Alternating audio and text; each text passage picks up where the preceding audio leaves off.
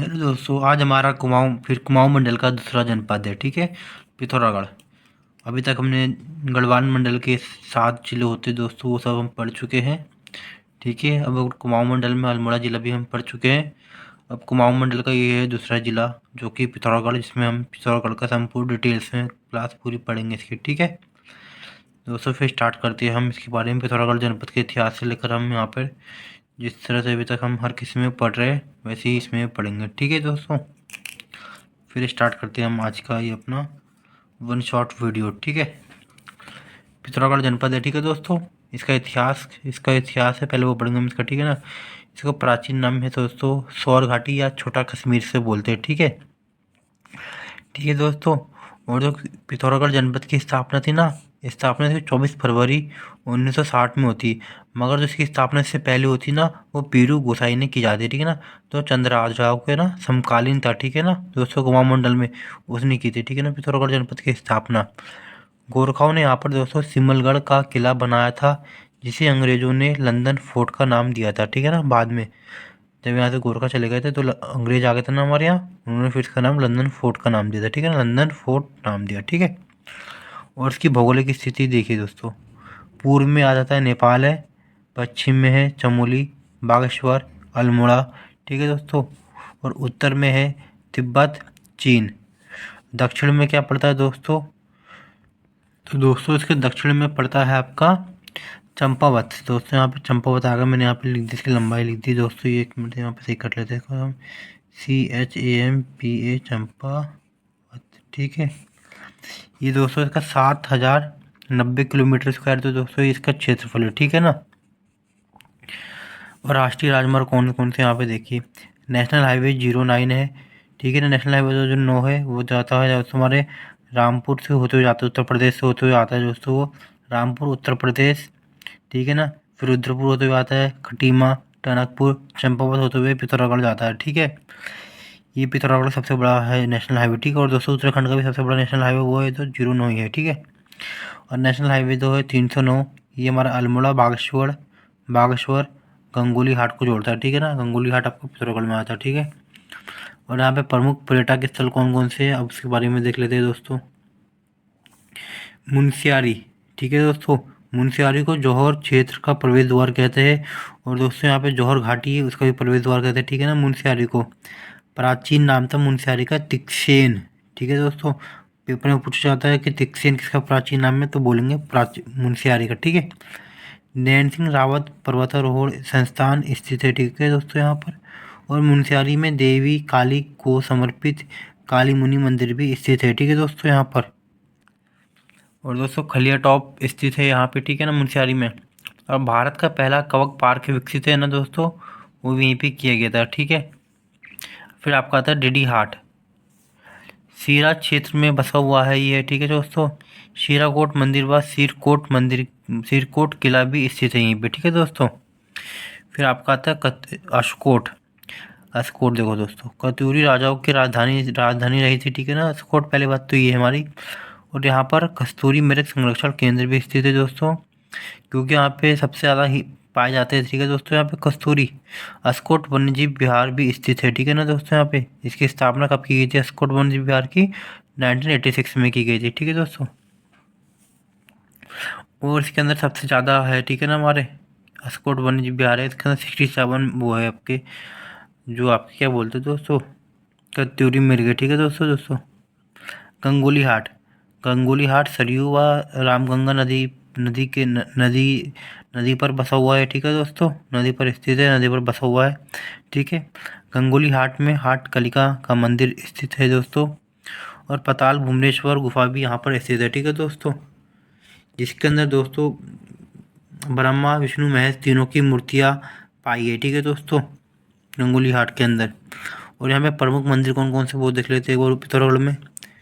हाट कलिका मंदिर, पाताल भुवनेश्वर मंदिर तो गंगोली हाट में है, बेरीनाग मंदिर जो कि नाग देवता का प्रसिद्ध मंदिर है। ठीक है दोस्तों, हमारे पूछा जाता है पेपर में। ठीक है ना, बेरीनाग देवता का मंदिर कहाँ पर है, तो आपको करना है पिथौरागढ़ में। ठीक है, किसको समर्पित है, नाग देवता को। ठीक है, छिपला केदार मंदिर स्थित है दोस्तों, जो झारचूला में है। थल केदार हो गया आपका यहाँ पे स्थित है। कोटली का विष्णु मंदिर स्थित है यहाँ पे। ठीक है दोस्तों, और आपका ये मोस्टामानू मंदिर है, ठीक है दोस्तों। एक हथिया देवाल मंदिर, ये दोस्तों बहुत ही इंपॉर्टेंट है, ठीक है। एक हथिया देवाल मंदिर, ठीक है ना, ये भी पिथौरागढ़ में स्थित है। एक दोस्तों ये है मड़का सूर्य मंदिर। मड़का सूर्य मंदिर कहाँ है? वो है पिथौरागढ़ में, ठीक है ना। और कटारमल का सूर्य मंदिर कहाँ है? वो दोस्तों पिथौरागढ़ के अंदर स्थित है, ठीक है। फिर आपका आ जाता है प्रमुख मेले, ठीक है। प्रमुख मेले कौन कौन से?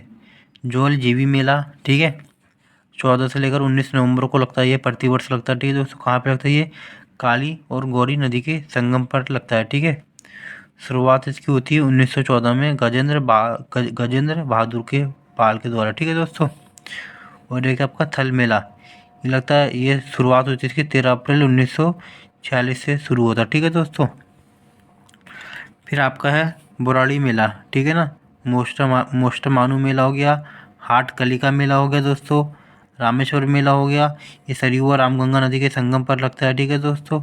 और कंडाली उत्सव हो गया, जो प्रत्येक प्रत्येक 12 वर्षों में मनाया जाता है, ठीक है ना।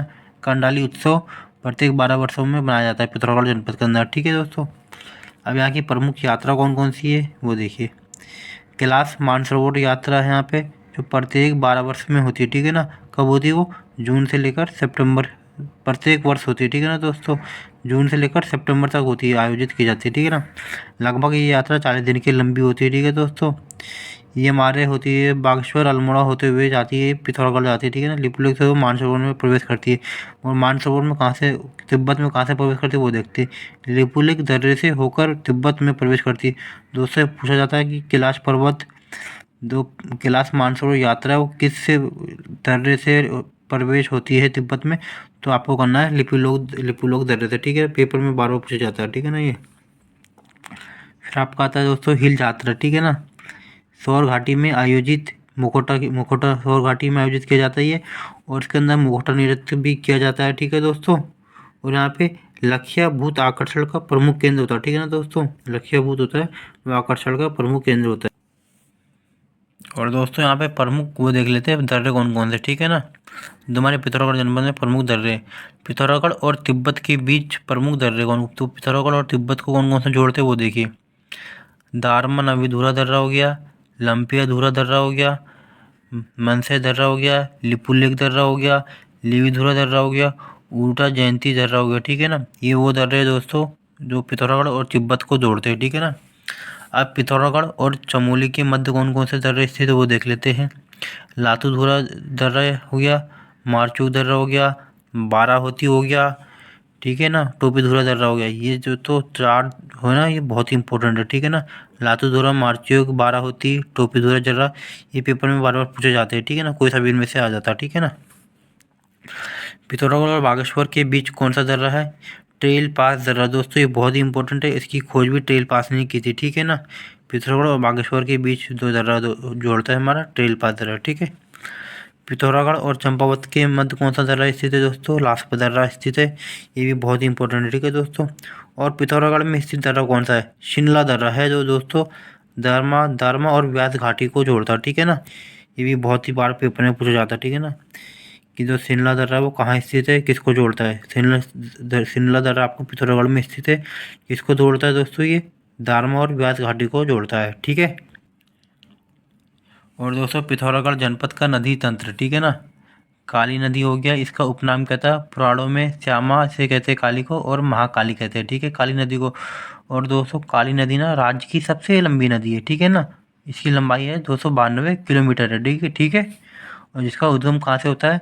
लिपुलेख दर्रे से होती है, जो लिपुलेख होता है, या काला पानी हो या व्यास आश्रम है, ठीक है ना दोस्तों, वहाँ से होता है, ठीक है ना। काली नदी का उद्गम, ठीक है दोस्तों। और काली नदी की सहायक नदियाँ कौन कौन सी वो देख लेते हैं। कुटियांगती है, ठीक है, इसका संगम कहाँ पे होता है? काली नदी के साथ होता है, गुंजी में संगम होता है, ठीक है इसका। पूर्वी धौली गंगा हो गया दोस्तों, ठीक है। और गौरी गंगा हो गया, इसका संगम होता है गौरी गंगा, और काली नदी का संगम होता है दोस्तों जौलजीबी में होता है, ठीक है ना, जहाँ पे जौलजीबी मेला लगता है, ठीक है। और पूर्वी रामगंगा हो गया, और काली काली नदी का संगम होता है दोस्तों पंचेश्वर संगम में होता है, ठीक है ना, ठीक है दोस्तों। और प्रमुख जल विद्युत परियोजना कौन कौन सी है वो हमारे पिथौरागढ़ में, अब उसको देखते हैं, ठीक है। करमौली लोमती तल्ली जल विद्युत परियोजना, ये गौरी गंगा नदी पर बनी हुई, ठीक है ना। चुंगुर चाल परियोजना, ये भी दोस्तों पूर्वी धौली गंगा पर बनी है, ठीक है ना। ठीक है ना। एशिया बगड़ परियोजना ये भी गौरी गंगा पर बनी हुई है। बोकांग बोलिंग परियोजना ये हमारी पूर्वी धौली गंगा पर बनी हुई है, ठीक है दोस्तों। फिर आपकी छिरकिला परियोजना ये भी आपकी पूर्वी धौली गंगा पर बनी हुई है। गरबा तवाघाट परियोजना ये काली नदी पर बनी हुई है।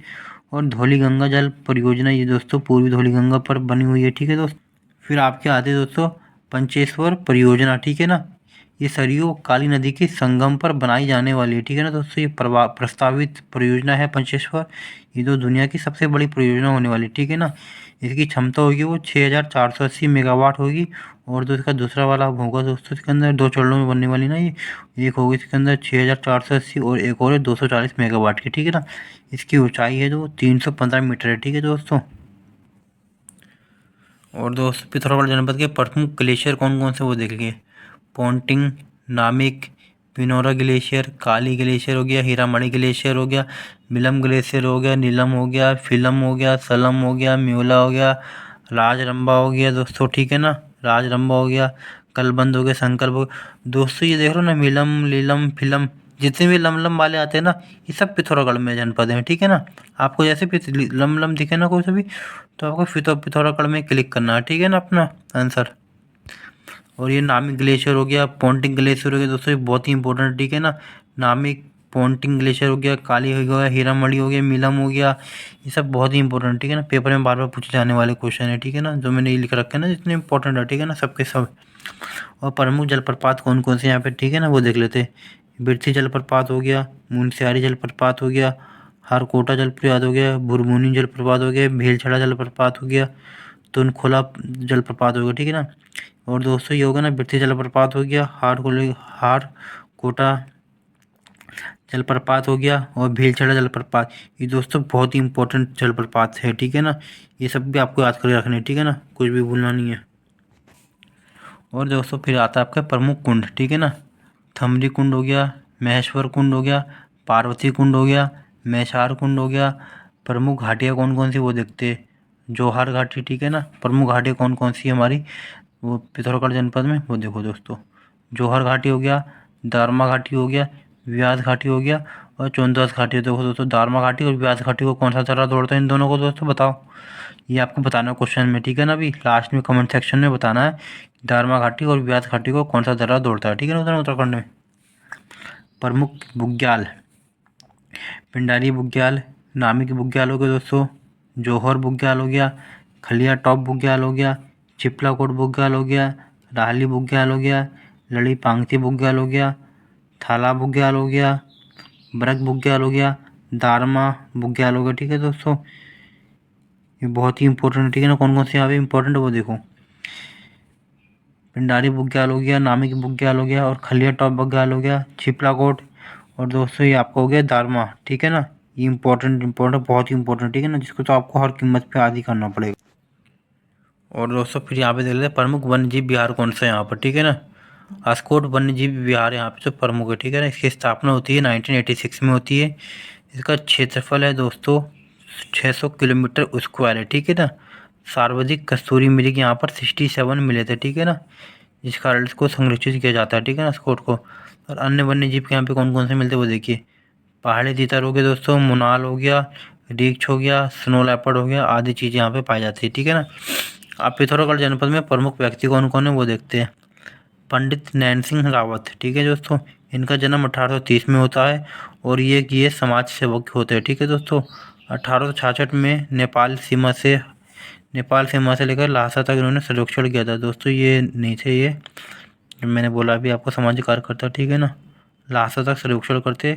और ब्रिटिश सरकार ने इन्हें KCSI की उपाधि दी थी, ठीक है ना। जिसका मतलब होता है कंपनियन,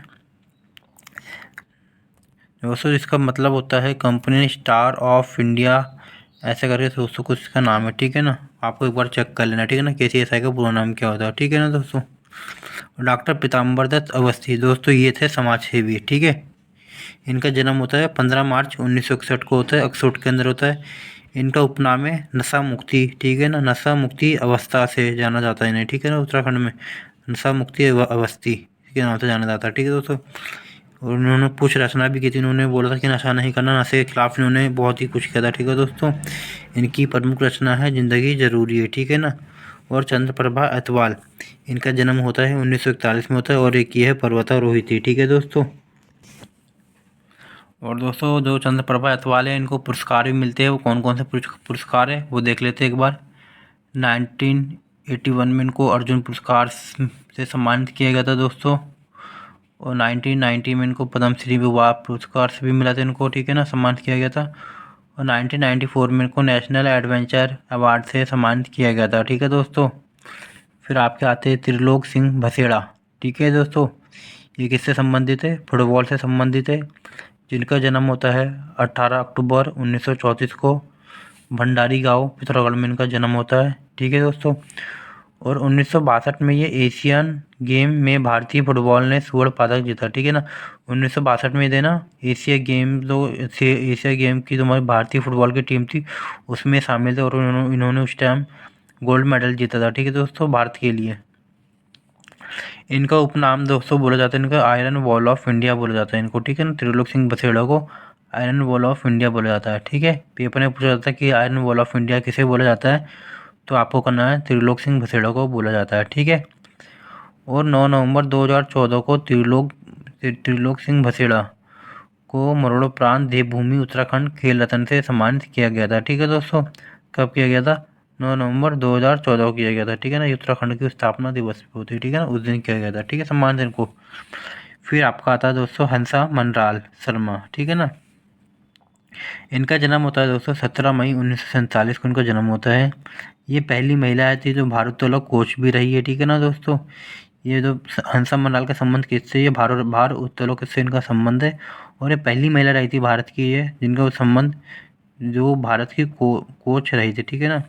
2015 में इनको देवभूमि उत्तराखंड लाइफ टाइम अचीवमेंट पुरस्कार से सम्मानित किया गया था, ठीक है दोस्तों। ये हमने हंसा मंडाल के बारे में पढ़ लिया, उत्तराखंड के जो प्रमुख व्यक्ति थे दोस्तों, हमने उनके बारे में पढ़ लिया, पिथौरागढ़ जनपद के, ठीक है। हम चलते हैं फिर से आगे ना। तो फिर दोस्तों पिथौरागढ़ का ये है प्रशासनिक ढांचा इसका, ठीक है ना। यहाँ पर विधानसभा की सीटें दोस्तों, यहाँ पर विधानसभा की 4 सीटें हैं। कौन कौन सी वो सीटें देखते हैं।